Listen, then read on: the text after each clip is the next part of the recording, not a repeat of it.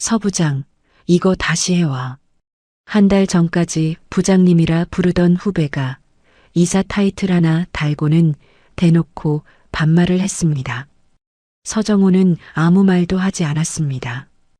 25년 동안 새벽마다 바이어 이메일을 보내고 혼자 거래처를 만들어 온 사람이었습니다. 그런 그를 회사는 10년째 부장에 묶어놓고 아부하는 후배를 이사로 올렸습니다. 서정호는 조용히 사직서를 품에 넣었습니다. 석 달 뒤 한양물산의 매출 1,000억이 경쟁사로 넘어갔습니다. 그리고 그를 무시하던 사람들은 그제야 무릎을 꿇게 됩니다. 사연 시작 전에 구독과 좋아요를 눌러주시고 어디에서 듣고 계신지 댓글 남겨주시면 그곳으로 건강과 행복이 가득하길 기원하겠습니다. 서정호의 하루는 새벽 5시에 시작된다. 알람이 울리기도 전에 눈이 떠지는 건 25년 넘게 몸에 밴 습관이었다. 침대에서 일어나 세수도 하기 전에 거실 소파에 앉아 노트북을 펼쳤다. 베트남 호치민의 응우옌 사장에게서 이메일이 와 있었다. 선적 일정을 하루 앞당길 수 있느냐는 내용이었다. 서정호는 바로 답장을 작성했다. 단순히 확인하겠습니다가 아니었다. 부산항 출항 스케줄과 호치민 도착 예정일을 머릿속에서 계산한 뒤 구체적인 대안 2가지를 정리해서 보냈다. 물류팀에 확인할 필요도 없었다. 동남아 항로 스케줄은 이미 몸에 배어 있었다. 응우옌 사장의 답장은 5분도 안 돼서 돌아왔다. 땡큐, 미스터 서. As always. 그 한 줄이면 충분했다. 15년 넘게 쌓아온 사이에 긴 말은 필요 없었다. 이어서 두바이 알카심 그룹의 담당자에게 이메일을 보냈다. 중동 쪽은 시차가 있어 새벽이 오히려 연락하기 좋은 시간이었다. 납품 물량 조정권에 대한 회신이었는데 서정호는 상대방의 라마단 일정까지 감안해서 미팅 날짜를 제안했다. 이메일 말미에 아랍어로 짧은 인사말을 덧붙이는 것도 잊지 않았다. 이런 사소한 것들이 10년 넘게 거래를 유지시켜주는 힘이라는 걸 서정호는 경험으로 알고 있었다. 출근 전에 이미 2건의 업무를 마무리한 셈이었다. 아내가 부엌에서 커피를 내리며 말했다. 또 새벽부터 노트북이야? 응우옌 사장 건이 좀 급해서. 매일 급하지 않은 날이 없네. 서정호는 대꾸 대신 커피잔을 받아들었다. 아내의 말이 틀리지 않았기 때문이었다. 25년 동안 하루도 빠짐없이 이런 아침을 보내왔다. 바이어들의 시간대에 맞춰 새벽에 일어나고 퇴근 후에도 이메일을 확인하는 생활. 그게 서정호에게는 일상이었고 아내에게는 지겨운 풍경이었다. 한양물산 본사 영업 3팀. 서정호의 자리는 팀 한가운데에 있었다. 부장이라는 직함에 비해 개인 사무실은커녕 파티션 하나 없는 자리였지만 그의 책상 앞에는 항상 사람이 줄을 섰다. 후배 직원 하나가 서류 뭉치를 들고 다급하게 다가왔다. 부장님, 인도네시아 자카르타 건 클레임 이메일이 왔는데 바이어 쪽에서 위약금 얘기까지 꺼내고 있습니다. 서정호가 후배의 노트북 화면을 돌려 이메일 원문을 읽었다. 바이어의 영문 이메일은 꽤 강경한 어조였다. 후배는 어떻게 답장을 써야 할지 몰라서 반나절째 끙끙대고 있었던 모양이었다. 이건 위약금 조건에 해당 안 돼. 계약서 12조 나항 확인해봐. 서정호는 후배 자리에 앉아 직접 답장을 작성하기 시작했다. 인도네시아어로 짧은 인사를 쓴 뒤 영문으로 계약 조항을 하나하나 짚으며 위약금 조건에 해당하지 않는 근거를 명확하게 설명했다. 그러면서도 어조는 정중하게 유지했다. 다음 선적분에서 물량을 3% 올려주겠다는 제안도 덧붙였다. 클레임을 막는 동시에 관계를 지키는 이메일이었다. 보내기 버튼을 누르고 30분쯤 지나자 바이어에게서 답장이 왔다. 클레임 철회와 함께 감사 인사가 담겨 있었다. 옆에서 지켜보던 후배가 말했다. 부장님 없으면 이 팀 진짜 어떻게 돌아갑니까? 서정호는 웃기만 했다. 그 말을 들은 게 한두 번이 아니었다. 팀원들은 그렇게 말하면서도 정작 인사평가 시즌이 되면 아무도 서정호 편에 서지 않았다. 편을 들어봤자 달라지는 게 없다는 걸 이 회사에서는 모두가 알고 있었다. 서정호의 개인 노트북에는 25년간 축적한 바이어 데이터가 고스란히 들어 있었다. 회사 CRM 시스템에 입력하는 공식 정보와는 차원이 달랐다. 바이어별 의사결정 구조, 담당자의 성향, 협상할 때 먹히는 포인트, 가족 이야기, 접대 때 좋아하는 음식, 피해야 할 화제까지. 이건 회사가 시켜서 한 게 아니었다. 서정호가 반평생 동안 발로 뛰고 술잔을 부딪히며 직접 쌓아 올린 것이었다. 거래처 50곳이 넘는 바이어 정보가 폴더별로 정리돼 있었고 각 바이어의 계약 갱신 시기와 히스토리까지 한눈에 볼 수 있도록 엑셀 파일로 관리하고 있었다. 회사 서버에는 없는 오직 서정호의 개인 기기에만 존재하는 자산이었다. 오후 3시 본부장실에서 하반기 인사평가 결과가 내려왔다. 서정호는 메일함을 열어 첨부 파일을 확인했다. 영업 3팀 실적은 본부 내 1위. 서정호 개인 실적도 팀 내 최고였다. 매출 기여도만 놓고 보면 영업본부 전체에서도 손가락 안에 드는 수치였다. 그러나 승진 대상자 명단에 그의 이름은 없었다. 10년째 같은 결과였다. 서정호는 모니터를 바라보며 잠시 움직이지 않았다. 화가 나지 않았다고 하면 거짓말이었다. 하지만 이제는 분노보다 허탈함이 먼저 찾아왔다. 처음 몇 해는 억울했다. 그 다음 몇 해는 화가 났다. 이제는 그냥 무감각해졌다고 생각했는데 막상 명단을 보면 가슴 한구석이 쓰렸다. 같은 해에 입사한 동기들은 이미 임원이 되었거나 명예퇴직을 하고 회사를 떠났다. 서정호만 부장이라는 이름표를 달고 이 자리에 남아 있었다. 옆팀 과장이 지나가며 힐끗 서정호의 표정을 살피더니 아무 말 없이 돌아섰다. 이 회사에서 서정호가 승진 못하는 이유를 모르는 사람은 없었다. 윤기철 전무 라인이 아니면 올라갈 수 없다는 것. 그리고 서정호가 그 라인에 서지 않았다는 것. 아니, 서지 못한 게 아니라 서지 않은 것이었다. 윤 전무가 지시한 거래처 접대 자리에 불려가서 술을 따르고 골프장에서 캐디 대신 가방을 들고 전무의 비위를 맞추는 것들. 서정호는 그런 일에 시간을 쓰느니 바이어 이메일 한 통을 더 쓰는 게 낫다고 생각하는 사람이었다. 그 선택이 25년 동안의 만년 부장이라는 결과로 돌아온 셈이었다. 퇴근 시간이 한참 지난 저녁 8시, 서정호는 사무실 불을 끄고 나섰다. 마지막까지 남아 있었던 건 역시 그 혼자였다. 엘리베이터 안에서 핸드폰을 꺼내 이메일을 확인했다. 두바이 알카심 그룹에서 회신이 와 있었다. 내일 아침에 처리할 일이 또 하나 늘었다. 현관문을 열고 들어서자 아내가 소파에 앉아 텔레비전을 보고 있었다. 서정호가 넥타이를 풀며 식탁에 앉자 아내가 리모컨 소리를 줄이고 물었다. 올해도 안 됐어? 서정호는 대답하지 않았다. 아내도 더 묻지 않았다.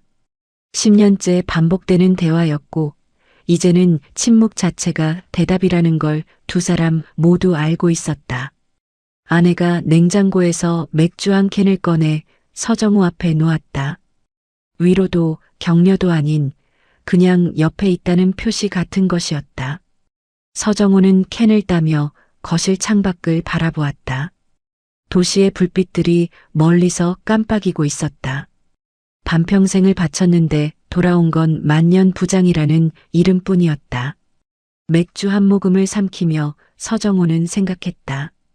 이 생활이 언제까지 계속될 수 있을까? 아직은 답을 내리지 못했지만 무언가 달라져야 한다는 감각만은 점점 선명해지고 있었다. 강태준이 이사로 승진한다는 건 이미 며칠 전 인사평가 결과가 내려왔을 때 알고 있었다. 명단에 자기 이름이 없는 것도, 그 자리에 강태준이 올라간 것도 서정호는 그때 아무에게도 내색하지 않았다. 알고 있는 것과 공식 발표를 직접 듣는 건 다른 문제라는 걸 아직 몰랐을 뿐이었다. 월요일 아침 영업본부 전 직원이 대회의실에 소집되었다. 윤기철 전무가 직접 단상에 섰다. 하반기 영업본부 인사를 발표하겠습니다. 영업본부 이사에 강태준 부장을 임명합니다. 이미 알고 있는 내용이었는데도 그 박수 소리가 유독 크게 들렸다.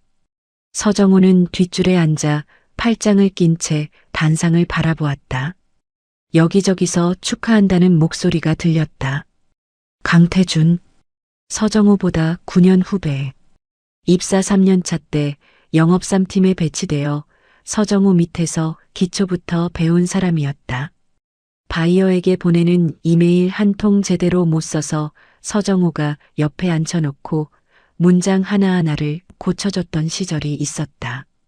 거래처 미팅에 데려가면 명함만 돌리고 아무 말도 못하다가 돌아오곤 했다. 그 강태준이 이사가 되었다. 서정호는 표정을 바꾸지 않았다. 놀랍지 않았기 때문이었다. 강태준이 윤 전무 라인에 올라탄 건 이미 오래전 일이었다. 윤 전무의 골프 라운딩에 빠지지 않고 따라다녔고 전무 부인의 생일에 선물을 챙겼으며 윤 전무가 좋아하는 식당을 외워 접대 자리를 잡았다. 회식 자리에서는 누구보다 먼저 일어나 윤 전무의 술잔을 채웠고 2차 노래방까지 따라가서 전무가 좋아하는 노래의 반주를 틀어놓았다. 그것만이 아니었다. 강태준은 서정호가 공들여 만들어 놓은 실적을 자기 보고서에 슬쩍 끼워 넣는 재주가 있었다. 서정호가 바이어와 몇 달씩 이메일을 주고받으며 따낸 계약건을 강태준은 최종 보고 단계에서 자기 이름을 올렸다. 윤 전무에게 올라가는 보고서에는 항상 강태준의 이름이 맨 앞에 적혀 있었고 서정호의 이름은 영업 3팀 협조 정도로만 언급되었다. 서정호가 몇 번 문제를 제기한 적도 있었지만 윤 전무는 매번 팀 단위 성과인데 누구 이름이 중요하냐며 넘겼다. 강태준의 이름이 앞에 올라가는 건 문제가 안 되면서 서정호의 이름이 빠지는 건 팀 성과라는 논리였다. 강태준이 윤 전무에게 이렇게까지 밀착할 수 있었던 데에는 또 다른 이유가 있었다. 강태준은 윤 전무의 접대비 유용 내역을 알고 있었다. 윤 전무가 거래처 접대비 명목으로 처리한 금액 중 상당 부분이 실제 접대와 무관한 개인 지출이었다는 것, 일부 거래처로부터 리베이트를 받아온 정황이 있다는 것. 강태준은 이 사실을 직접 거론한 적은 없었지만 자기가 알고 있다는 뉘앙스를 풍기는 데에는 능숙했다. 윤 전무 입장에서 강태준은 충성스러운 부하인 동시에 함부로 버릴 수 없는 존재였다. 아부와 약점 공유가 결합된 공생관계. 그 위에서 강태준은 이사 자리까지 올라간 것이었다. 발표가 끝나고 영업본부 사람들이 강태준에게 악수를 건네며 축하 인사를 했다. 서정호도 자리에서 일어나 강태준 앞으로 걸어갔다. 강태준이 서정호를 보자 환하게 웃었다. 형님, 축하해 주러 오셨습니까? 그래, 축하한다. 서정호는 담담하게 악수를 건넸다. 강태준이 서정호의 손을 잡으며 목소리를 낮추었다. 형님도 곧 될 겁니다. 제가 이사가 됐으니까 형님 승진도 제가 밀어드릴게요. 서정호는 아무 말 없이 손을 놓았다. 웃지도 화를 내지도 않았다. 후배에게 승진을 밀어주겠다는 말을 듣는 기분이 어떤 건지 강태준은 평생 모를 것이었다. 아니, 알면서도 모른 척하는 것인지도 몰랐다. 축하 분위기가 이어지는 사이 서정호는 슬쩍 자리를 빠져나왔다. 화장실로 들어가 세면대 앞에 섰다. 거울 속에 비친 자신의 얼굴을 보았다. 56살, 25년 차 부장.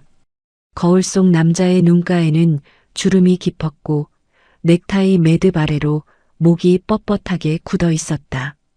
서정호는 두 손으로 세면대를 잡았다. 주먹에 힘이 들어갔다. 수도꼭지를 틀어 찬물로 얼굴을 씻었다. 물이 흘러내리는 동안 아무 생각도 하지 않으려 했지만 머릿속에서는 방금 강태준의 목소리가 계속 맴돌았다. 형님도 곧 될 겁니다. 그 말이 축하 자리에서 들은 어떤 박수보다 크게 울렸다. 자리로 돌아온 서정호에게 오후 일정이 기다리고 있었다. 베트남건 선적 서류 확인, 중동건 견적서, 수정, 자카르타 바이어에게 보낼 후속 이메일 작성. 할 일은 쌓여 있었고 서정호는 묵묵히 처리했다. 감정을 일에 묻는 건 25년 동안 몸에 밴 방식이었다. 퇴근 시간이 다 되어갈 무렵 윤기철 전무가 서정호의 자리로 왔다. 드문 일이었다. 윤 전무가 부장급 직원을 직접 찾아오는 경우는 거의 없었다. 서정호가 자리에서 일어서자 윤 전무가 손을 내저으며 말했다. 앉아, 잠깐이야. 윤 전무가 서정호 옆 빈 의자에 앉았다. 주변 직원들의 시선이 모였다.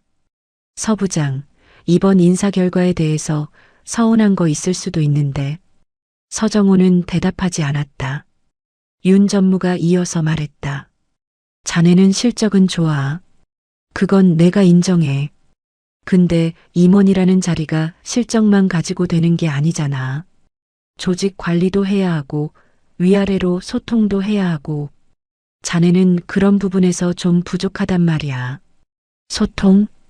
서정호는 속으로 웃었다. 윤 전무가 말하는 소통이 무엇을 뜻하는지 모르는 사람은 이 회사에 없었다. 골프장에 따라가는 것, 술자리에서 비위를 맞추는 것, 전무의 말에 고개를 끄덕이는 것. 그게 윤기철 전무에게는 소통이었다. 자네는 현장이 맞아. 현장에서 바이어들 만나고 계약 따오고. 그게 자네 강점이야. 임원은 그런 자리가 아니거든. 서정호는 윤 전무의 눈을 똑바로 바라보았다. 전무님, 저한테 승진 가능성이 없다는 말씀이십니까? 윤 전무가 잠깐 머뭇거리더니 웃음을 지었다. 불편한 웃음이었다. 그런 뜻이 아니라 아직은 때가 안 됐다는 거지. 앞으로 기회는 있으니까.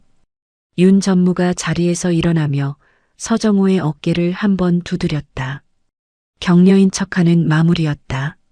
서정호는 그 손길을 어깨 위에서 느끼며 아무 말도 하지 않았다. 윤 전무가 돌아간 뒤 서정호는 한참 동안 모니터를 바라보았다. 화면에는 내일 보내야 할 이메일 초안이 떠 있었지만 글자가 눈에 들어오지 않았다. 10년 전에도 같은 말을 들었다. 아직 때가 안 됐다. 5년 전에도 마찬가지였다. 그리고 오늘도 때는 오지 않았고 앞으로도 오지 않을 것이었다. 서정호는 이제 그걸 확실히 알았다. 저녁에 강태준의 이사 승진 축하 회식이 잡혔다. 영업본부 팀장급 이상 참석. 서정호도 빠질 수 없었다. 식당에 도착하니 강태준이 상석에 앉아 있었다. 불과 몇 달 전까지 서정호에게 부장님하며 고개를 숙이던 후배가 이제는 이사라는 직함을 달고 가운데 자리에 앉아 있는 모습이었다. 술자리가 무르익자 강태준이 일어서서 소감을 말했다. 제가 여기까지 올 수 있었던 건 영업본부 선배님들 덕분입니다. 특히 서정호 부장님한테는 제가 정말 많이 배웠습니다. 시선이 서정호에게로 향했다. 서정호는 술잔을 들어 가볍게 올린 뒤 한 모금 마셨다. 아무 말도 하지 않았다. 강태준이 잠깐 민망한 듯 웃더니 다른 이야기로 넘어갔다. 자리가 파할 무렵 서정호는 먼저 일어섰다. 강태준이 따라 나오며 말했다. 형님, 벌써 가시게요? 2차 가시죠. 오늘은 좀 피곤하다. 먼저 간다. 아, 형님. 진심으로 말씀드리는 건데 형님이랑 앞으로 잘해보고 싶습니다. 저도 형님 도움이 많이 필요하니까요. 서정호는 강태준의 얼굴을 잠깐 바라보았다. 진심인지 아닌지는 중요하지 않았다. 어차피 내일부터 강태준은 서정호의 상급자가 된다. 도움이 필요하다는 말은 지금까지처럼 실적을 가져다 쓰겠다는 뜻이라는 걸 서정호는 알고 있었다. 그래, 잘해보자. 서정호는 그 말만 남기고 식당을 나섰다. 밤바람이 차가웠다. 택시를 잡지 않고 한 정거장을 걸었다. 걸으면서 생각했다. 강태준이 이사가 된 이 회사에서 자신에게 남은 건 무엇인가? 실적을 아무리 쌓아도 승진은 안 되고 후배가 자기 위에 앉아서 도움이 필요하다고 말하는 현실. 분노라기보다는 깊은 피로감이 온몸을 짓누르는 느낌이었다. 집에 도착했을 때 아내는 이미 잠들어 있었다. 서정호는 거실 불을 켜지 않은 채 식탁에 앉았다. 어둠 속에서 핸드폰 화면만 희미하게 빛났다. 이메일함에 새 메일이 3통 와 있었다. 베트남, 인도네시아, 두바이. 내일 아침에 처리해야 할 일들이었다.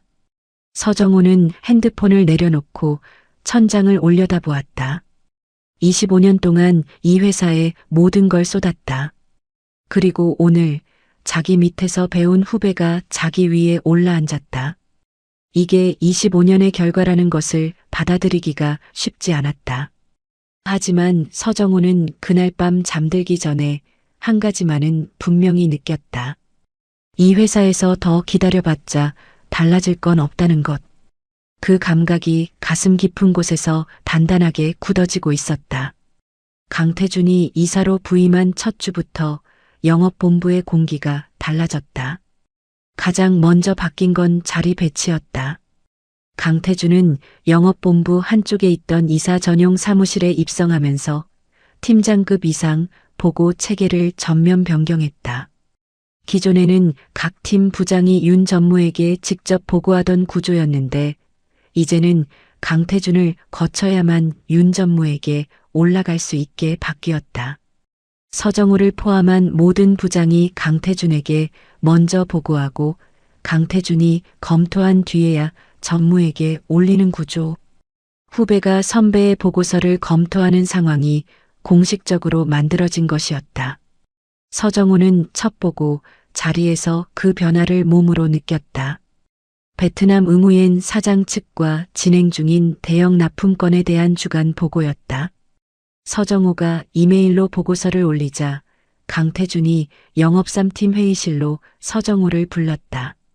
서 부장님, 이 보고서 좀 다시 봐주시겠습니까? 서정호가 강태준을 바라보았다.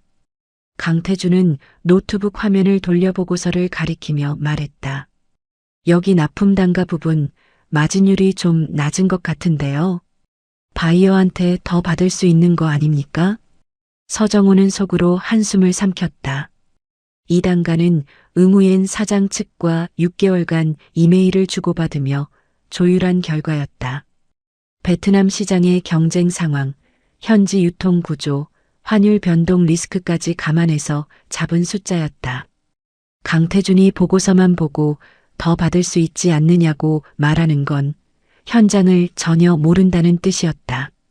이사님, 이 단가는 베트남 현지 경쟁 업체 견적까지 고려한 겁니다. 여기서 더 올리면 응우엔 사장 쪽에서 다른 데로 갈 수 있습니다.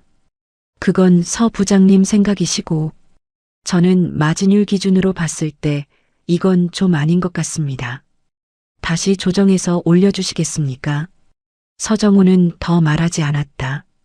현장을 모르는 사람에게 현장을 설명하는 건 소용이 없었다. 보고서를 수정해서 다시 올렸지만 강태준은 또 다른 부분을 지적하며 두 번째 반려를 시켰다. 예전에는 서정호가 직접 윤 전무에게 올리면 한 번에 통과되던 보고서가 이제는 강태준이라는 관문 하나가 생기면서 이틀씩 지체되기 시작했다. 문제는 보고 체계만이 아니었다. 강태준은 처음 한두 주는 이렇게 형식적으로나마 존댓말을 유지했다. 하지만 한 달이 지나자 태도가 노골적으로 바뀌기 시작했다. 팀 회의에서 대놓고 반말이 나왔다. 서 부장, 이번 중동건 진행 상황 어떻게 돼? 회의실 안의 공기가 순간 얼어붙었다. 서정호보다 9살 어린 후배가 부장이라는 호칭도 없이 이름을 부른 것이었다. 물론 직급상 강태준이 상급자이니 반말 자체가 규정 위반은 아니었다. 하지만 한 달 전까지 부장님이라고 불렀던 사람이 이사 타이틀 하나 달았다고 하루아침에 말을 바꾸는 모습은 회의실 안의 모든 사람이 불편하게 느꼈다. 다만 아무도 그걸 입 밖에 내지 않았을 뿐이었다. 서정호는 표정 하나 바꾸지 않고 중동건 진행 상황을 보고했다. 두바이 알카심 그룹의 납품 물량 확대 건이었다. 서정호가 상대방 담당자와 수차례 이메일을 주고받으며 물량을 기존 대비 20% 늘리는 조건을 만들어낸 건이었다. 서정호는 회의 자리에서 경과를 설명하고 다음 주 중으로 최종합의 이메일을 보낼 예정이라고 보고했다. 그런데 2주 뒤 이 건의 최종 보고서가 윤 전무에게 올라갔을 때 서정호의 이름은 빠져 있었다. 보고서 작성자란에는 영업본부 이사 강태준이라고만 적혀 있었고 서정호의 이름은 하단 참조란에 영업3팀 협조라는 한 줄로만 남아 있었다. 20% 물량 확대라는 성과가 강태준의 실적으로 올라간 것이었다. 서정호가 강태준의 사무실을 찾아갔다. 이사님, 중동건 보고서에 제 이름이 빠져 있던데요. 강태준이 모니터에서 눈을 떼지 않은 채 대답했다. 아, 그거 최종 보고는 이사 명의로 올라가는 거야. 원래 그렇게 하는 거 아니야? 이미 반말이 입에 붙어 있었다. 서정호가 말했다. 이전에는 담당자 이름이 앞에 들어갔습니다. 실무를 진행한 사람이 보고서에 이름을 올리는 게 당연한 거 아닙니까? 강태준이 그제야 서정호를 쳐다보았다. 눈빛에 짜증이 스쳤다. 서 부장, 지금 이사인 내가 보고서에 이름 올리는 게 문제가 된다는 거야? 팀 성과를 본부 차원에서 정리하는 건 당연한 건데. 서정호는 더 말해봤자 돌아오는 답이 뻔하다는 걸 알았다. 강태준은 전에도 이런 식이었다. 서정호가 공들인 건을 최종 단계에서 자기 이름으로 올리는 것. 부장 시절에는 그래도 좀 눈치를 봤는데 이사가 된 뒤로는 아예 당연하다는 듯이 행동했다. 서정호는 윤 전무를 찾아갔다. 윤 전무는 소파에 앉아 커피를 마시고 있었다. 전무님, 중동 알카심 건 보고서 보셨습니까? 응, 봤어. 강 이사가 잘 정리해서 올렸더라. 그거는 제가 처음부터 진행한 겁니다. 보고서에 제 이름이 빠져 있는 건 좀 문제가 있지 않습니까? 윤 전무가 커피잔을 내려놓으며 서정호를 바라보았다. 귀찮다는 표정이 역력했다. 서 부장, 조직이라는 게 그런 거야. 개인 이름 따지면 끝이 없어. 강 이사가 이사로서 본부 성과를 관리하는 건데 보고서에 이사 이름이 들어가는 게 당연한 거지. 개인 실적은 인사평가 때 반영하면 되는 거고 인사평가 때 반영된다면 10년째 승진이 안 되는 이유는 뭡니까? 윤 전무의 표정이 굳어졌다. 서정호가 이렇게 직접적으로 말한 건 처음이었다. 윤 전무가 잠시 침묵하더니 목소리를 낮추었다. 서 부장, 조직의 결정을 따르라는 거야. 불만이 있으면 정식 절차로 얘기해. 이런 식으로 직접 찾아와서 따지는 건 좋은 인상 못 줘. 서정호는 윤 전무의 눈을 바라보았다. 더 말해도 달라질 게 없다는 걸 알았다. 윤 전무에게 서정호는 실적을 만들어주는 일꾼이지 올려줘야 할 사람이 아니었다. 서정호가 고개를 숙여 인사하고 전무실을 나왔다. 그때부터 사내 분위기가 미묘하게 바뀌었다. 서정호가 윤 전무에게 직접 찾아가 항의했다는 소문이 영업본부에 퍼졌다. 후배 직원들이 서정호에게 거리를 두기 시작했다. 윤 전무 라인에 찍힌 사람 옆에 있으면 자기들까지 불똥이 튈 수 있다는 계산이었다. 복도에서 마주치면 고개를 숙여 인사하면서도 눈을 피했고 점심시간에 서정호 옆자리에 앉는 사람이 줄었다. 서정호는 그런 변화를 느끼면서도 내색하지 않았다. 한편 강태준은 이사가 된 뒤 영업 실무에 직접 관여하기 시작했는데 그때부터 문제가 드러나기 시작했다. 가장 먼저 터진 건 인도네시아 자카르타 바이어와의 납기 건이었다. 기존에는 서정호가 물류팀과 직접 조율하며 선적 스케줄을 관리했지만 강태준이 이사가 직접 챙기겠다며 물류팀에 지시를 내렸다. 문제는 강태준이 현지 항만 사정을 전혀 모르고 선적 일정을 잡았다는 것이었다. 자카르타 항구의 통관 지연 이슈를 고려하지 않아 납기가 2주나 밀렸고 바이어 측에서 강경한 항해 이메일이 날아왔다. 서정호가 급하게 바이어에게 이메일을 보내 상황을 수습했다. 대체 선적 루트를 제한하고 다음 납품분에서 물량을 보전해주겠다는 조건을 걸어 바이어의 분노를 겨우 가라앉혔다. 그러나 수습의 공은 서정호에게 돌아오지 않았고 강태준은 물류팀 탓으로 돌리며 자기 책임을 인정하지 않았다. 비슷한 일이 2달 사이에 3번 더 벌어졌다. 중동건에서는 견적서 단가를 잘못 산정해서 바이어에게 정정 이메일을 보내야 했고 베트남건에서는 선적 서류 양식을 현지 규정과 다르게 작성해서 통관해서 걸렸다.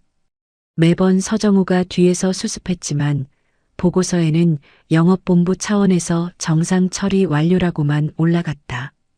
바이어들 사이에서도 불만이 쌓이기 시작했다. 응우옌 사장이 서정호에게 보낸 이메일에는 이런 문장이 있었다. 미스터 서, 최근 한양물산의 대응이 예전 같지 않습니다. 담당자가 바뀐 건 아닌지요. 서정호는 그 이메일을 읽으며 오랫동안 화면을 바라보았다. 15년 넘게 쌓아온 신뢰에 금이 가고 있었다. 자기가 만든 게 아니라 자기 위에 앉은 사람이 금을 내고 있었다. 어느 날 저녁 서정호는 텅 빈 사무실에서 노트북을 열었다. 개인 폴더에 정리해둔 바이어 데이터베이스를 천천히 훑어보았다.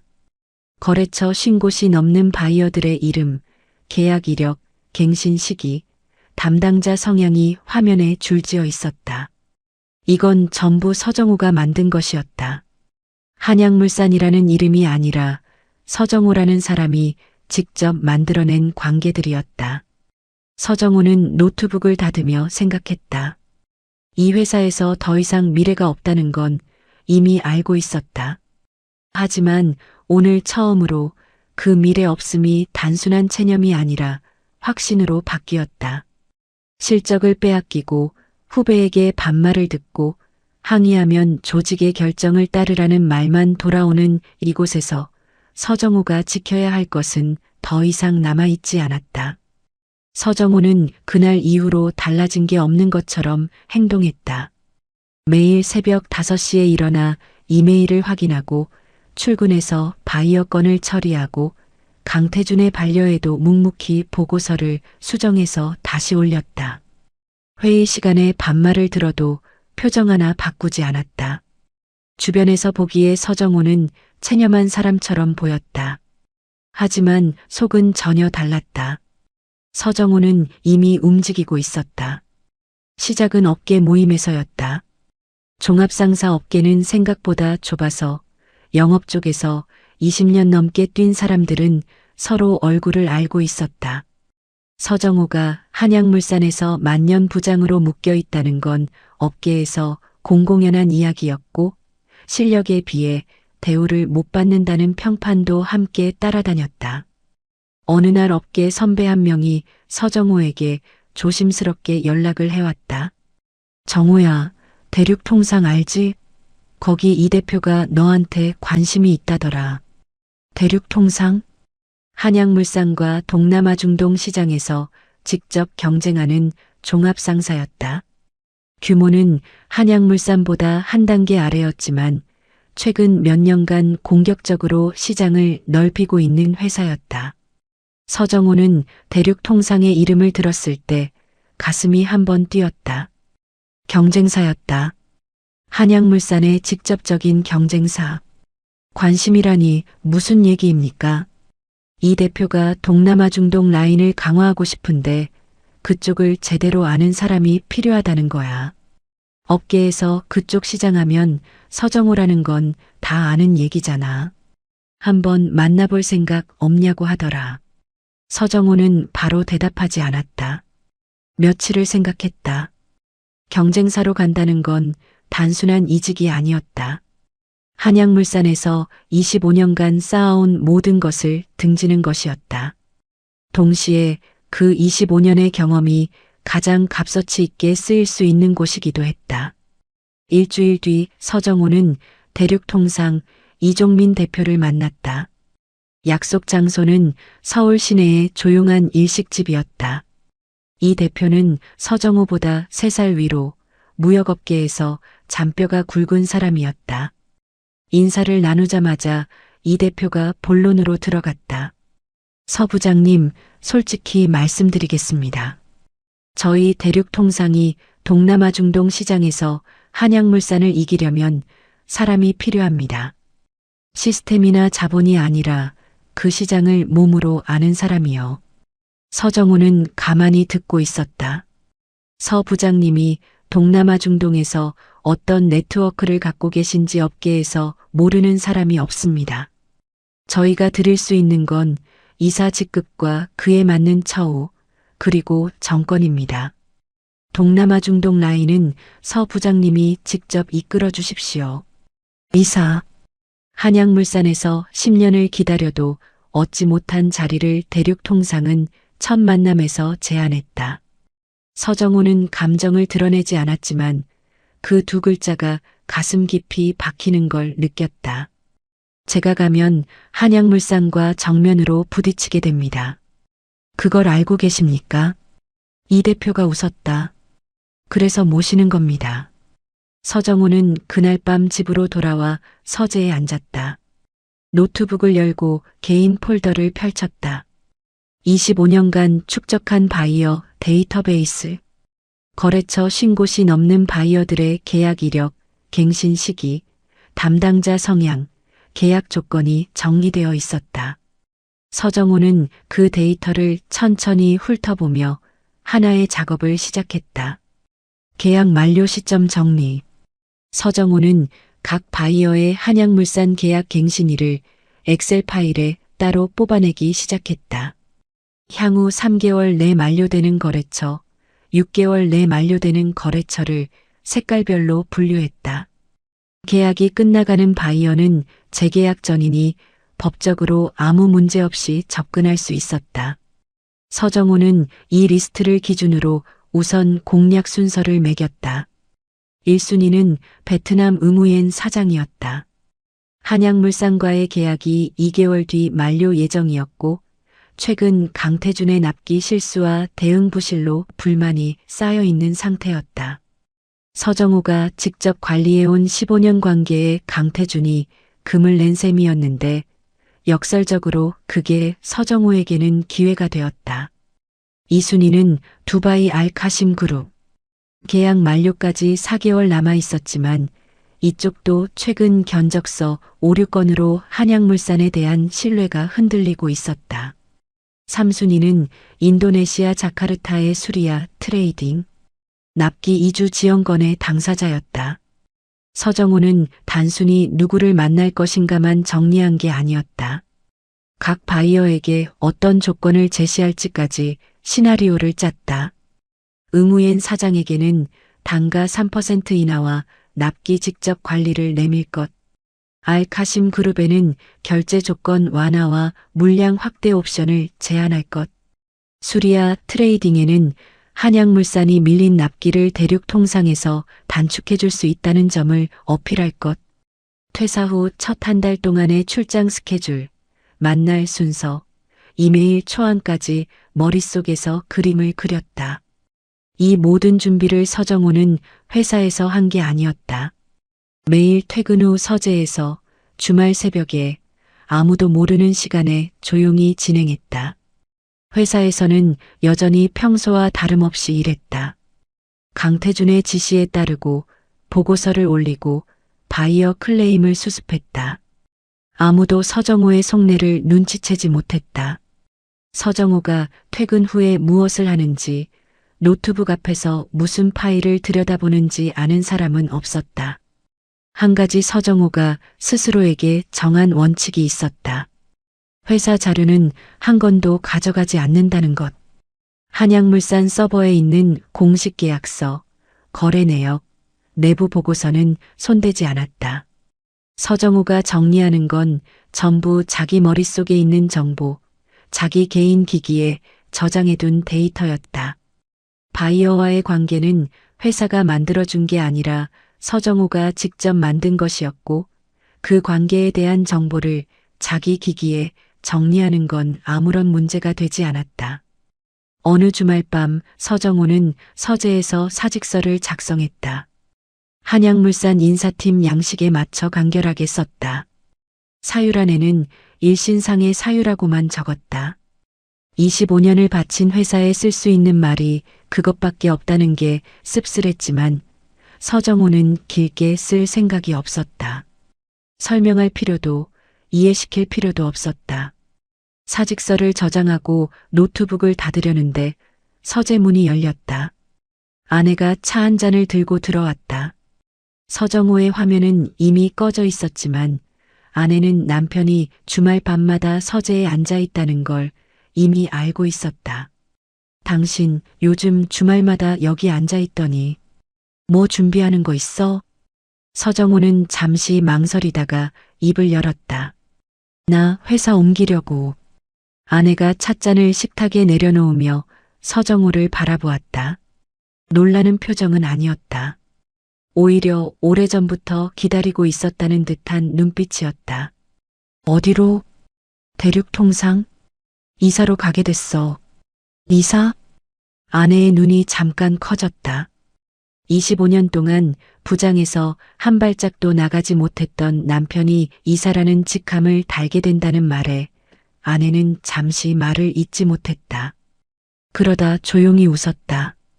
진작 그랬어야지. 그 한마디에 서정호의 눈가가 뜨거워졌다. 25년 동안 오래도 안 됐어? 라는 질문을 반복해야 했던 아내가 처음으로 다른 말을 한 것이었다. 서정호는 아내가 건넨 차를 한 모금 마시며 창밖을 바라보았다. 도시의 불빛이 여전히 깜빡이고 있었다. 하지만 오늘 밤의 불빛은 어딘가 달라 보였다. 끝이 아니라 시작의 불빛처럼. 서정호의 노트북 안에는 퇴사 후 30일간의 행동 계획이 날짜별로 정리되어 있었다. 첫째 주에 만날 바이어 3곳, 둘째 주에 보낼 이메일 리스트, 셋째 주 출장 스케줄. 한양물산에서 25년간 쌓은 것들이 이제 대륙통상이라는 새로운 무대에서 펼쳐질 준비를 마쳤다. 서정호는 조용히 그리고 완벽하게 준비를 끝낸 것이었다. 월요일 아침 서정호는 평소보다 일찍 출근했다. 가방 안에는 사직서가 들어 있었다. 겉으로는 평범한 월요일이었다. 새벽에 이메일을 확인하고 출근길 지하철에서 오늘 처리할 업무를 머릿속으로 정리했다. 다른 점이 있다면 이 루틴이 오늘로 마지막이라는 것뿐이었다. 서정호는 자리에 앉아 노트북을 열었다. 먼저 인사팀에 이메일을 보냈다. 사직서 파일을 첨부하고 면담 일정을 잡아달라는 내용을 간결하게 적었다. 보내기 버튼을 누르는데 1초도 걸리지 않았다. 25년을 끝내는데 필요한 건 클릭 한 번이었다. 1시간쯤 지나 인사팀에서 회신이 왔다. 오후 2시에 면담을 잡겠다는 내용이었다. 서정호는 그 사이 평소처럼 업무를 처리했다. 베트남건 선적 서류를 확인하고 인도네시아 바이어에게 후속 이메일을 보내고 후배가 가져온 견적서를 검토해 주었다. 마지막 날이라고 해서 달라지는 건 없었다. 아니, 정확히 말하면 달라지지 않게 행동한 것이었다. 아무도 눈치채서는 안 됐다. 오후 2시 인사팀장과의 면담은 짧았다. 인사팀장이 사직 사유를 물었고 서정호는 일신상의 사유라고만 답했다. 인사팀장이 한 번 더 물었다. 부장님 경력이면 회사에서도 아쉬운데 혹시 재고하실 의향은 없으십니까? 없습니다. 인사팀장은 더 이상 묻지 않았다. 25년차 부장이 단호하게 없다고 말하면 그 뒤에 어떤 사연이 있는지 인사팀에서는 대충 짐작할 수 있었다. 면담이 끝나고 서정우가 사무실로 돌아오자 소식은 이미 영업본부에 퍼져 있었다. 복도에서 마주친 후배 하나가 조심스럽게 물었다. 부장님, 진짜 나가시는 겁니까? 응, 나간다. 갑자기 왜요? 어디 가시는 데라도 있으십니까? 서정호는 웃기만 했다. 대답하지 않았다. 소식이 퍼지는 속도는 빨랐지만 반응은 의외로 조용했다. 대부분의 직원들은 놀라면서도 크게 만류하지 않았다. 10년째 승진 못하는 서정호의 사정을 모르는 사람이 없었으니까. 안타깝다고 말하면서도 속으로는 그럴만하다고 생각하는 분위기였다. 다만 아무도 그걸 입 밖에 내지 않았을 뿐이었다. 서정호의 사직 소식은 윤기철 전무에게도 올라갔다. 윤 전무의 반응은 담백했다. 인사팀장에게 알았다고만 했다는 것이 전해졌다. 서정호에게 직접 찾아오거나 전화를 건넨 적도 없었다. 부장급 한 명이 나간다고 영업본부가 흔들릴 거라고는 생각하지 않는 모양이었다. 아니, 그보다는 윤 전무 입장에서 서정호는 이미 자기 라인 밖의 사람이었으니까. 라인 밖의 사람이 나가는 건 윤 전무에게 손해가 아니라 오히려 정리에 가까웠다. 강태준은 달랐다. 소식을 듣자마자 서정호의 자리로 찾아왔다. 표정에는 놀라움보다 흥미가 더 많이 보였다. 서 부장, 진짜 나가는 거야? 갑자기 왜? 서정호는 모니터를 보며 대답했다. 개인 사정이야. 아니, 그래도 25년을 다녔는데 이렇게 갑자기. 서 부장 없으면 영업 3팀 어떡해. 서정호는 속으로 웃었다. 서 부장 없으면 어떡하냐는 말을 하면서도 그 서 부장의 실적을 자기 이름으로 올리던 사람이 강태준이었다. 서정호가 없으면 어떻게 되는지는 곧 알게 될 일이었다. 팀에 인원이 있으니까 큰 문제 없을 거야. 그래도 그렇지, 서 부장이 관리하던 바이어들은 어떻게 하고, 인수인계는? 인수인계할 건 정리해 놓을 테니까 걱정 마. 강태준이 뭔가 더 말하려다가 입을 다물었다. 서정호의 표정이 더 이상의 대화를 허락하지 않았기 때문이었다. 서정호는 남은 2주간의 인수인계 기간을 조용히 보냈다. 회사 시스템에 있는 공식거래 내역과 진행 중인 건의 현황을 후배 직원에게 정리해서 넘겼다. 꼼꼼하게 빠지는 것 없이. 마지막까지 일을 대충 하는 사람이 되고 싶지 않았다. 다만 서정호의 개인 노트북에 있는 바이어 데이터베이스는 인수인계 대상이 아니었다. 그건 회사 자산이 아니라 서정호 개인의 자산이었으니까. 누구도 그 파일의 존재를 알지 못했고 물어보는 사람도 없었다. 마지막 날이 왔다. 서정호는 아침에 평소처럼 출근해서 짐을 정리했다. 25년 동안 쌓인 짐이라고 해봤자 종이 상자 하나 분량이었다. 개인 머그컵, 명함첩, 수첩 몇 권, 사진 액자 하나. 그걸 상자에 넣으며 서정호는 생각했다. 25년의 흔적이 고작 이것뿐인가. 영업 3팀 직원들이 하나둘 인사를 하러 왔다. 대부분 형식적이었다. 부장님, 그동안 감사했습니다. 다른 데서도 잘 되실 거예요. 서정호는 한 명 한 명에게 고개를 숙여 인사했다. 진심으로 아쉬워하는 후배는 두세 명 정도였다. 서정호가 새벽부터 이메일 보내는 거 도와주고 클레임 처리하는 법 가르쳐주고 바이어 앞에서 어떻게 말해야 하는지 옆에서 알려줬던 것들을 기억하는 사람들이었다. 그중 한 명이 복도에서 서정호를 잡았다. 부장님, 진심으로 감사했습니다. 부장님한테 배운 거 잊지 않겠습니다. 서정호가 그 후배의 어깨를 한번 두드렸다. 잘해. 네가 잘하면 되는 거야. 짐을 들고 로비로 내려가는데 강태준이 엘리베이터 앞에서 기다리고 있었다. 마지막 인사를 하러 나온 모양이었다. 서 부장, 그래도 이렇게 가면 좀 섭섭하지. 나가서 뭐 하려고? 서정호가 종이 상자를 한쪽 팔에 끼고 강태준을 바라보았다. 2주 동안 참아왔던 말이 입안에서 맴돌았다. 서정호는 잠깐 눈을 감았다가 떴다. 그리고 조용히 입을 열었다. 태준아. 강태준이 눈을 깜빡였다. 이사가 된 뒤로 서정호가 자기 이름을 부른 건 처음이었다. 네가 이사가 된 건 내 실력이 아니라 윤 전무한테 잘 보인 거야. 그건 너도 알잖아. 엘리베이터 홀의 공기가 멈췄다. 근처에 있던 직원 두세 명이 숨을 죽였다. 강태준의 얼굴이 순간적으로 굳어졌다. 입을 열었지만 아무 말도 나오지 않았다. 서정호는 더 이상 아무 말도 하지 않았다. 엘리베이터 문이 열리자 안으로 들어갔다. 뒤돌아보지 않았다. 1층 로비를 지나 회전문을 밀고 나왔다. 오후의 햇살이 눈부셨다.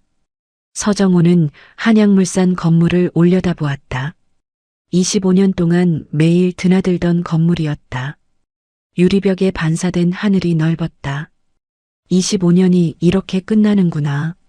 서정호는 혼잣말을 내뱉고 시선을 앞으로 돌렸다. 발걸음에 무게가 실려 있었지만 멈추지 않았다. 종이 상자를 든 손에 힘을 주고 주차장으로 향했다. 차에 올라타 시동을 걸었을 때 핸드폰에 이메일 알림이 떴다. 대륙통상 인사팀에서 온 메일이었다. 입사 서류 최종 확인 요청. 서정호는 핸드폰을 내려놓고 핸들을 잡았다. 백미러에 한양물산 건물이 점점 작아지고 있었다. 서정호는 그 건물을 마지막으로 한번 보고는 시선을 앞으로 돌렸다. 이제 뒤를 볼 일은 없었다. 대륙통상 본사 12층. 서정호는 이사 명패가 붙은 사무실 문을 열었다. 한양물산에서 25년 동안 한 번도 가져보지 못한 개인 사무실이었다. 넓지는 않았지만 창문이 있었고 책상 위에는 새 노트북과 명함이 놓여 있었다. 명함에는 대륙통상 영업본부 이사 서정호라고 적혀 있었다. 서정호는 그 명함을 손가락으로 한번 쓸어보았다. 10년을 기다려도 얻지 못했던 두 글자가 손끝에서 느껴졌다. 감상에 빠질 시간은 없었다. 서정호는 사무실에 앉자마자 노트북을 열었다. 개인 폴더에 저장해둔 파일을 꺼냈다. 퇴사 전에 정리해둔 바이어 공략 리스트, 계약 만료 시점별로 분류된 거래처 목록, 각 바이어에게 제시할 조건, 첫 한 달간의 출장 스케줄, 모든 게 이미 짜여 있었다. 서정호는 리스트 맨 위에 적힌 이름을 확인했다. 응우엔 사장, 베트남 호치민, 한양물산과의 계약 만료까지 6주. 서정호는 바로 이메일을 작성하기 시작했다. 디어 미스터 응우엔, 오랜만에 인사드립니다. 저는 대륙통상으로 자리를 옮기게 되었습니다. 한번 뵙고 인사드리고 싶은데 다음 주 호치민에 방문해서 뵐 수 있을까요? 짧고 간결한 이메일이었다. 거래 조건이나 계약 이야기는 한 줄도 넣지 않았다. 15년 넘게 거래해온 사이에 첫 이메일에서 장사 얘기를 꺼내는 건 오히려 역효과였다. 먼저 만나서 얼굴을 보는 게 순서였다. 서정호는 그걸 알고 있었다. 응우엔 사장의 답장은 그날 저녁에 왔다. 미스터 서, 대륙 통상으로 가셨군요. 반가운 소식입니다. 다음 주 화요일 저녁 괜찮습니다. 서정호는 그 답장을 읽으며 작게 고개를 끄덕였다. 첫 단추가 끼워졌다. 화요일 서정호는 호치민행 비행기에 올랐다. 대륙 통상 출근 5일 만에 첫 해외 출장이었다. 기내에서 서정호는 노트북을 열어 응우엔 사장에 대한 정보를 다시 한번 훑쳤다. 최근 한양물산과의 거래에서 불만이 쌓여 있다는 것, 강태준이 이사가 된 뒤 납기가 2주 밀린 적이 있다는 것, 응우엔 사장이 서정호에게 직접 대응이 예전 같지 않다고 이메일을 보낸 적이 있다는 것. 이 모든 정보가 서정호의 무기였다. 호치민 시내의 레스토랑에서 응우엔 사장과 마주 앉았다. 악수를 나누자 응우엔 사장이 먼저 입을 열었다. 서 이사님, 한양물산에서 나오셨다는 얘기 듣고 놀랐습니다. 25년을 다니셨는데 개인적인 사정이 있었습니다. 그보다 사장님 건강은 좋으시죠? 따님 결혼은 잘 치르셨습니까? 응우엔 사장의 표정이 부드러워졌다. 자기 딸 결혼 일정까지 기억하고 있는 사람이 서정호 말고 또 있을까? 두 사람은 30분 넘게 안부 이야기를 나눴다. 서정호는 거래 이야기를 먼저 꺼내지 않았다. 식사가 반쯤 진행되었을 때 응우엔 사장이 먼저 말을 꺼냈다. 솔직히 말씀드리면 최근 한양물산하고 좀 힘들었습니다. 서 이사님이 계실 때는 문제가 생겨도 바로 해결이 됐는데 요즘은 이메일을 보내도 답이 늦고 납기도 예전 같지 않고. 서정호는 고개를 끄덕이며 들었다. 한양물산을 직접 깎아내리는 말은 하지 않았다. 대신 대륙 통상의 조건을 꺼냈다. 사장님, 현재 한양물산과의 계약이 다음 달 말 만료되는 걸로 알고 있습니다. 대륙 통상에서 제가 직접 사장님 건을 관리하겠습니다. 단가는 현행 대비 3% 낮추고 납기는 제가 직접 물류팀과 조율해서 보장하겠습니다. 숫자를 제시하는 서정호의 목소리는 차분했지만 단단했다. 감정에 호소하지 않았다. 15년의 신뢰 위에 구체적인 조건을 올려놓은 것이었다. 응우엔 사장은 잠시 생각하더니 고개를 끄덕였다. 서 이사님이 직접 관리해 주신다면 저는 사실 고민할 게 없습니다. 계약 만료 후에 대륙 통상 쪽으로 넘어가겠습니다. 서정호는 속으로 주먹을 쥐었다. 겉으로는 담담하게 감사합니다라고 말하며 와인잔을 들었다. 첫 번째 거래처가 넘어온 순간이었다. 호치민에서 돌아온 다음 날 서정호는 바로 두 번째 타깃에게 이메일을 보냈다. 두바이 알카심 그룹. 한양물산과의 계약 만료까지 3개월 남아 있었다. 알카심 그룹은 최근 견적서 단가 오류건으로 한양물산에 불만을 갖고 있었다. 서정호는 이메일에서 역시 거래 이야기를 직접 꺼내지 않았다. 먼저 안부를 묻고 라마단 일정에 맞춰 화상 미팅을 제안했다. 화상 미팅에서 알카심 그룹 담당자가 말했다. 미스터 서, 한양물산에서 나오셨다고요? 솔직히 최근 한양물산 쪽 대응이 많이 아쉬웠습니다. 서 이사님이 계실 때와는 확실히 다르더군요. 서정호는 대륙 통상의 조건을 제시했다. 결제 조건 완화와 물량 확대 옵션. 알카심 그룹 담당자는 본사와 협의 후 회신하겠다고 했고 일주일 뒤 긍정적인 답이 왔다. 계약 만료 시점에 대륙 통상으로 전환하겠다는 내용이었다. 세 번째는 인도네시아 자카르타의 수리아 트레이딩이었다. 강태준이 납기를 2주 밀리게 만든 그 거래처. 서정호는 자카르타로 직접 날아갔다. 수리아 트레이딩 사장과 만나 식사를 하며 이야기를 나눴다. 수리아 사장은 대놓고 불만을 쏟아냈다. 서 이사님이 한양물산 나온 뒤로 납기 관리가 엉망이 됐습니다. 이메일 보내도 답이 일주일씩 걸리고 선적 서류도 틀려서 통관해서 2번이나 막혔어요. 서정호는 가만히 들으며 고개를 끄덕였다. 그리고 대륙 통상의 조건을 내밀었다. 한양물산이 밀린 납기를 대륙 통상에서 단축해 줄 수 있다는 점, 서정호가 직접 물류를 관리하겠다는 점을 강조했다. 수리아 사장은 자리에서 바로 결정을 내렸다. 한양물산 계약 만료를 기다릴 것도 없이 남은 물량은 최소화하고 대륙 통상으로 전환하겠다고 했다. 서정호는 3달 동안 쉬지 않았다. 호치민, 두바이, 자카르타, 쿠알라룸푸르, 방콕. 계약 만료가 임박한 바이어들을 한 명씩 직접 만났다. 모든 만남은 같은 패턴이었다.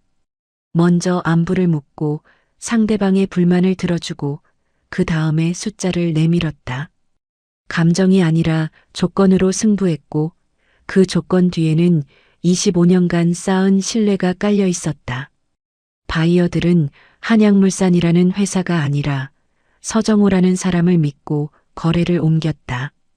한양물산 입장에서는 재계약 시기에 서정호가 먼저 치고 들어오니 막을 방법이 없었다. 계약이 만료된 바이어를 붙잡으려면 더 좋은 조건을 제시해야 하는데 그 조건을 만들어낼 실무 능력이 강태준에게는 없었다. 강태준이 뒤늦게 바이어들에게 이메일을 보내면 이미 서정호가 만나고 온 뒤였다. 이메일 답장조차 오지 않는 경우도 있었다. 3달이 지났을 때 서정호는 대륙 통상의 동남아 중동 매출을 전년 대비 2배 가까이 끌어올려 놓았다. 반대로 한양물산의 같은 라인 매출은 40% 가까이 빠져 있었다. 숫자가 말해주고 있었다. 한양물산의 동남아 중동 사업은 서정호라는 한 사람 위에 서 있었다는 것을, 그리고 그 사람이 떠난 자리에는 아무것도 남아있지 않았다는 것을. 서정호는 거래처를 옮길 때마다 잠깐씩 복잡한 표정을 지었다. 25년 동안 한양물산 이름으로 맺은 관계를 자기 손으로 끊어내는 것이었다. 새벽에 이메일을 쓰던 시간들, 출장길에서 바이어와 술잔을 부딪히던 밤들, 클레임을 수습하며 밤을 새우던 날들. 그 모든 것이 한양물산에서 보낸 시간이었다. 하지만 서정호는 멈추지 않았다. 기회를 안 준 건 그쪽이었다.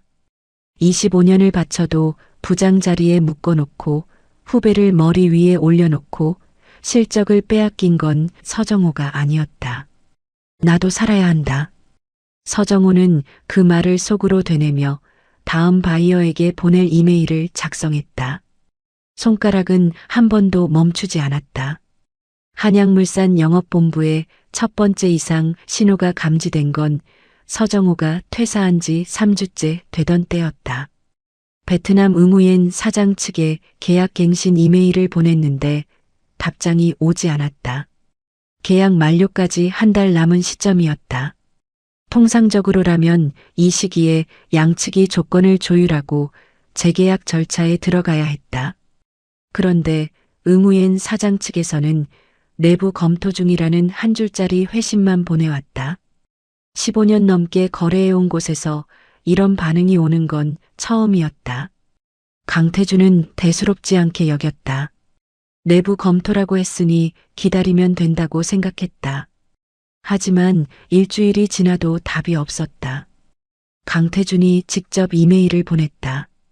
정중하게 재계약 조건을 첨부해서. 역시 답이 없었다. 전화를 걸었다. 응우옌 사장 비서가 받았다. 사장님이 지금 미팅 중이십니다. 나중에 연락드리겠습니다. 그 나중은 오지 않았다. 비슷한 시기 두바이 알카심 그룹에서도 이상한 움직임이 감지됐다. 계약 만료 3개월 전인데 기존에 예정되어 있던 미팅 일정을 연기하겠다는 이메일이 왔다. 인도네시아 수리아 트레이딩은 더 노골적이었다. 자녀 발주 물량을 대폭 줄여달라는 요청이 들어왔다. 동남아 중동 라인 전체가 동시에 흔들리고 있었다. 강태준이 처음으로 불안을 느낀 건 인도네시아 수리아 트레이딩 담당자와 통화했을 때였다. 물량 축소 이유를 물었더니 담당자가 말했다.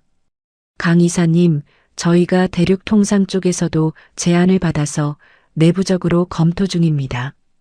대륙 통상이요? 갑자기 왜 대륙 통상이?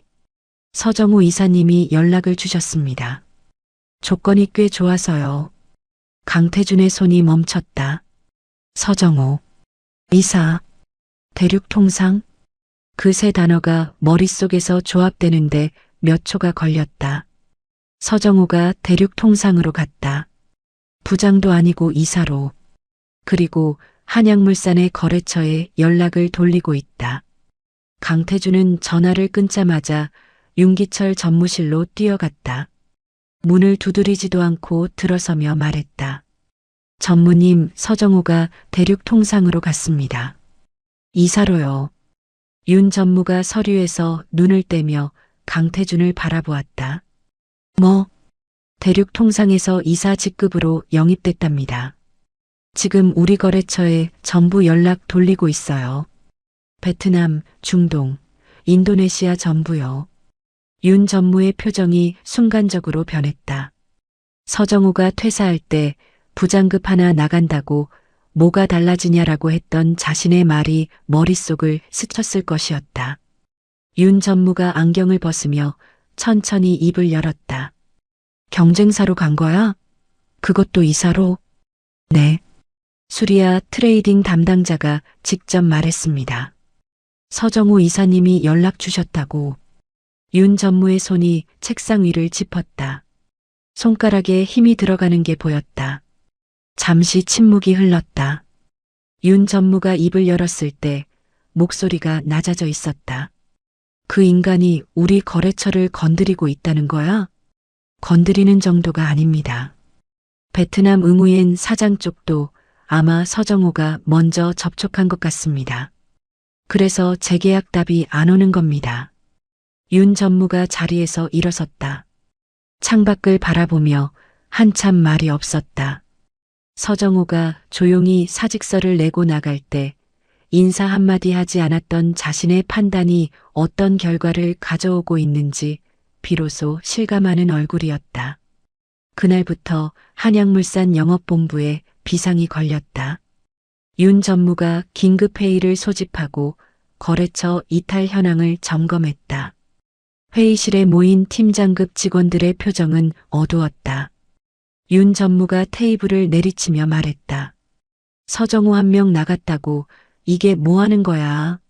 바이어들이 사람을 보고 거래하는 게 아니라 회사를 보고 거래하는 건데 왜 이 모양이야? 아무도 대답하지 않았다. 바이어들이 사람을 보고 거래한다는 걸 이 회의실에 앉은 모든 사람이 알고 있었다. 다만 그걸 윤 전무 앞에서 말할 수 있는 사람은 없었다. 강태준은 뒤늦게 바이어들에게 이메일을 보내기 시작했다. 재계약 조건을 대폭 개선하겠다며 단가 인하와 결제 조건 완화까지 제시했다. 하지만 매번 서정우가 한 발 먼저 만나고 온 뒤였다. 응우엔 사장 측에서 강태준에게 온 최종 답변은 단 한 줄이었다. 죄송합니다만 저희는 서정우 이사님과 이미 협의를 마쳤습니다. 두바이 알카심 그룹도 같은 답이었고 수리아 트레이딩은 아예 이메일 답장조차 오지 않았다. 윤 전무는 결국 직접 출장을 결정했다. 베트남 응우엔 사장을 만나 관계를 되돌리겠다는 것이었다. 윤 전무가 직접 해외 출장에 나서는 건 극히 이례적인 일이었다. 그만큼 사태가 심각하다는 뜻이었다. 호치민에 도착한 윤 전무는 응우엔 사장 측에 미팅을 요청했다. 하지만 응우엔 사장은 일정을 잡아주지 않았다. 이번 주는 어렵다는 답만 돌아왔다. 윤 전무가 이틀을 기다린 끝에 겨우 저녁 식사 약속을 잡았다. 호치민 시내의 고급 레스토랑이었다. 약속 시간보다 30분 일찍 도착한 윤 전무가 레스토랑 입구를 들어서는 순간 안쪽 테이블에서 익숙한 뒷모습이 보였다. 서정호였다. 서정호는 응우엔 사장과 나란히 앉아 있었고 테이블 위에는 이미 계약서가 펼쳐져 있었다. 사인은 끝난 뒤였다. 응우엔 사장이 와인잔을 들어 서정호와 부딪히며 웃고 있었다. 그 옆에는 응우엔 사장의 거래 파트너인 현지 업체 사장 2명도 함께 자리하고 있었다. 분위기는 축제 같은 만찬이었다. 윤 전무의 발이 멈췄다. 서정호가 고개를 돌리며 윤 전무와 눈이 마주쳤다. 서정호의 표정은 담담했다. 놀라지도 피하지도 않았다. 잠깐 시선을 주고는 다시 바이어들에게 돌아가 대화를 이어갔다. 아무 말도 하지 않았다. 자리에서 일어나지도 않았다. 그것이 가장 큰 모욕이었다. 윤 전무는 레스토랑 안으로 들어가지 못했다. 응우엔 사장에게 전화를 걸었지만 응우엔 사장은 전화를 받지 않았다. 서정호와 함께 앉아 와인을 마시면서 윤 전무는 레스토랑 밖 인도에 서서 한참 동안 유리창 너머를 바라보았다. 안에서는 웃음소리가 새어나오고 있었다. 윤 전무는 돌아섰다. 발걸음이 무거웠다. 빈손으로 서울에 돌아온 윤 전무에게 한양물산 대표가 직접 전화를 걸었다. 윤 전무, 동남아 중동 매출이 이렇게까지 빠진 게 대체 어떻게 된 거야? 설명해. 윤 전무는 대답을 찾지 못했다. 서정호라는 이름을 꺼내는 순간 그 사람을 왜 잡지 못했느냐는 질문이 돌아올 게 뻔했다. 그리고 그 질문의 끝에는 서정호를 왜 10년 동안 승진시키지 않았느냐는 본질이 있었다. 윤 전무는 그 본질을 건드리고 싶지 않았다. 한양물산 내부에서는 분열이 시작됐다. 매출 하락의 책임 소재를 두고 강태준과 윤 전무 사이에 균열이 생긴 것이었다. 강태준은 영업본부 팀장급 회의에서 대놓고 말했다. 거래처 이탈은 영업 3팀 실무 역량이 부족한 겁니다. 서 부장이 나간 뒤에 팀이 제대로 관리를 못한 거예요. 팀원들에게 책임을 떠넘기는 강태준을 보며 회의실 안의 공기가 싸늘해졌다. 서정호가 있을 때는 서정호 실적을 자기 이름으로 올리더니 서정호가 나가니까 팀원 탓을 하는 모습이었다. 그 자리에 있던 영업 3팀 후배 하나가 고개를 숙인 채 주먹을 쥐었다. 윤 전무도 가만히 있지 않았다. 대표에게 불려가 추궁을 당한 뒤 강태준에게 말했다. 태준아, 네가 이사로서 영업본부를 관리하는 건데 거래처가 이렇게 빠지도록 뭘 한 거야? 이사가 관리를 못한 거 아니야? 자기가 밀어서 이사를 시켜놓고 이제 와서 관리를 못한다고 깎아내리는 꼴이었다.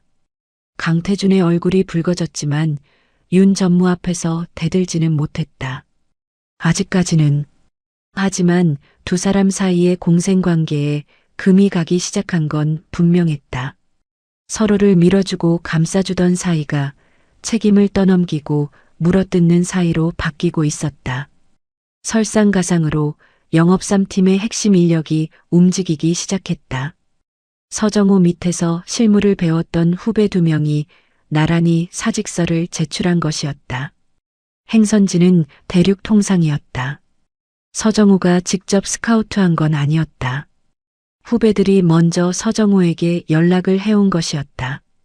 강태준 밑에서 실적은 빼앗기고 책임만 떠넘겨지는 상황에서 더 이상 버틸 이유가 없었던 것이다.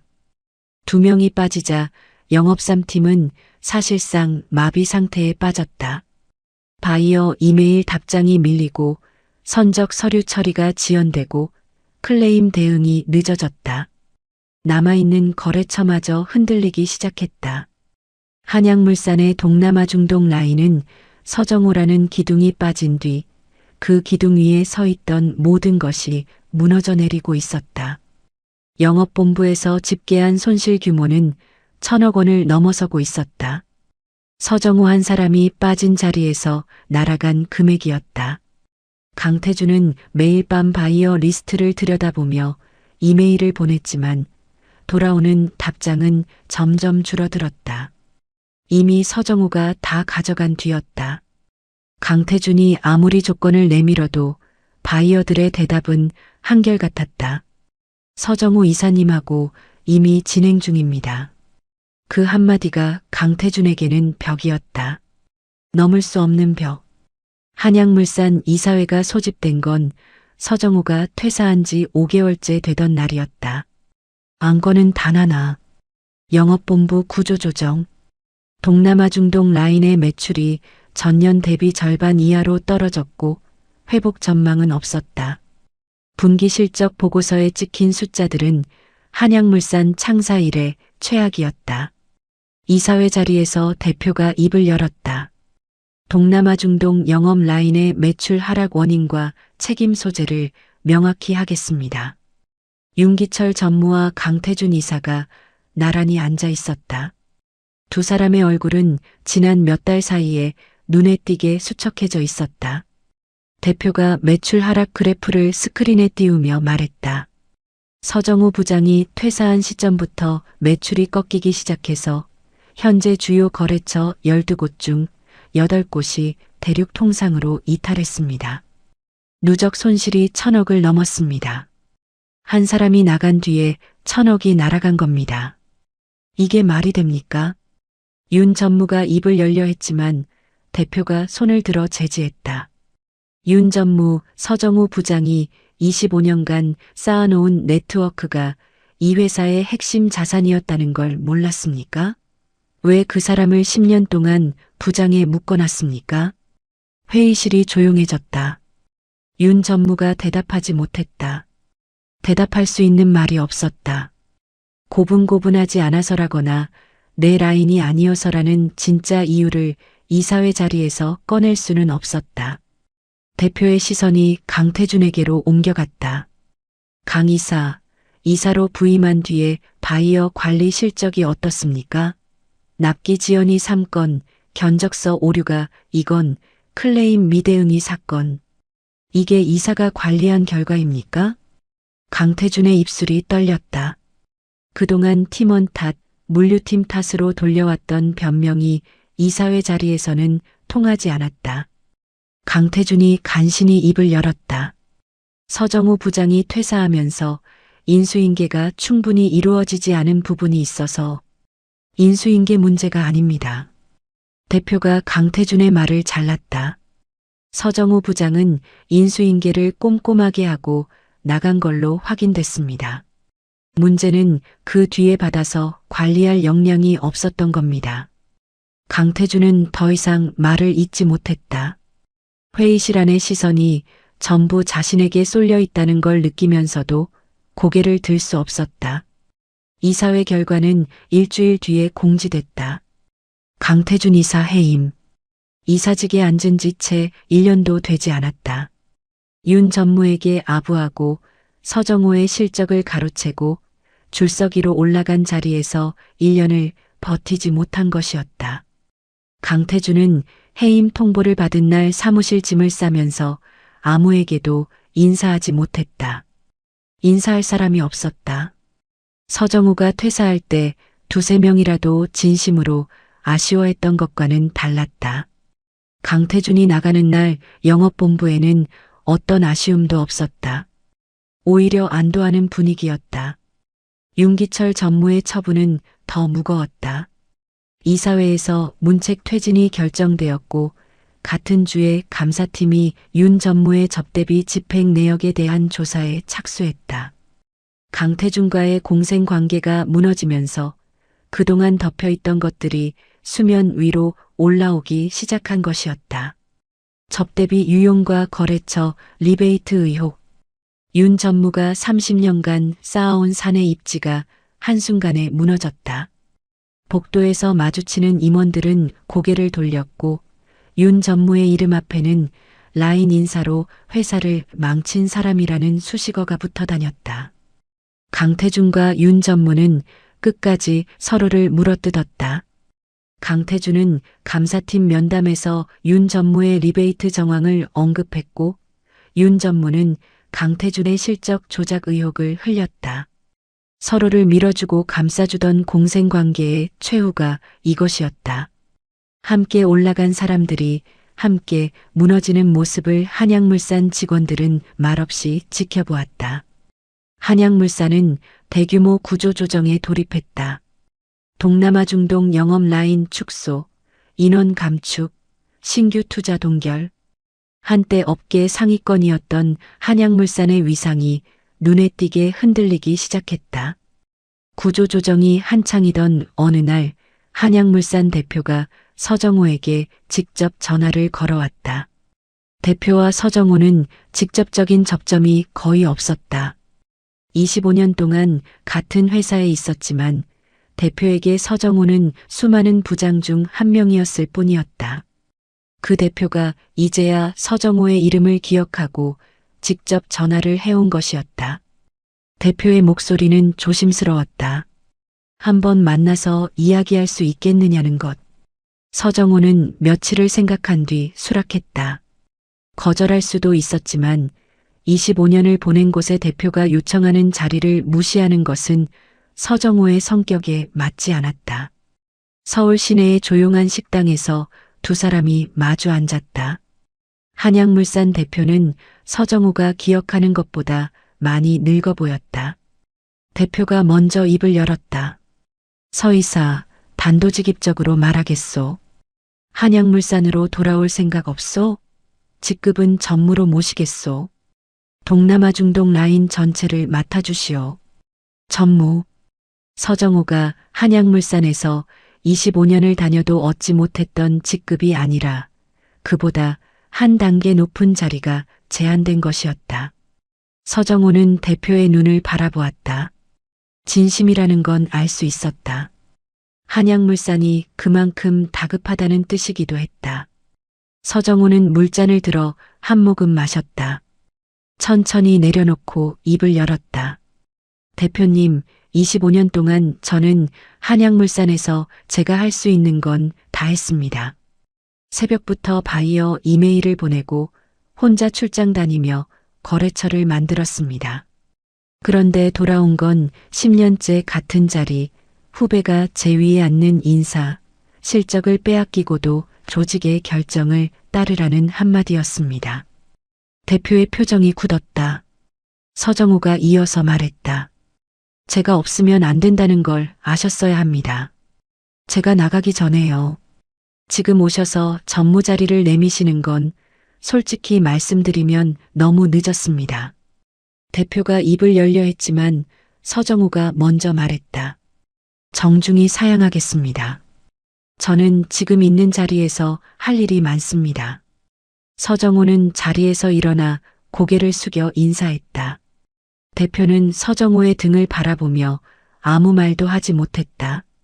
식당을 나선 서정호는 차에 오르지 않고 잠시 걸었다.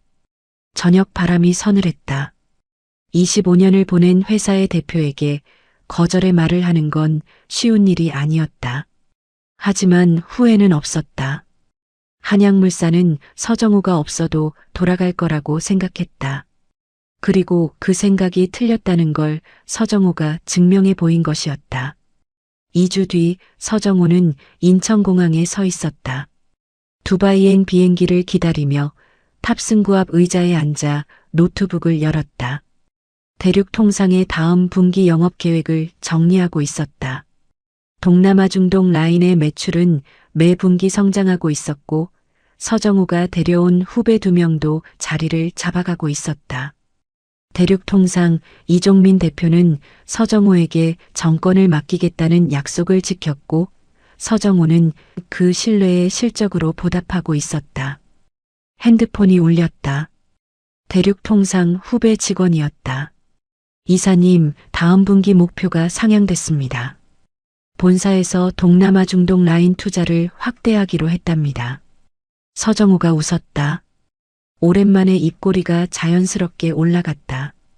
좋아, 더 올려보자. 전화를 끊고 서정호는 탑승구 너머 활주로를 바라보았다. 비행기가 이륙 준비를 하고 있었다. 한양물산에서 보낸 25년은 끝났지만 서정호의 커리어는 끝나지 않았다. 오히려 지금이 시작이었다. 만년부장이라는 이름은 이제 어디에도 없었다.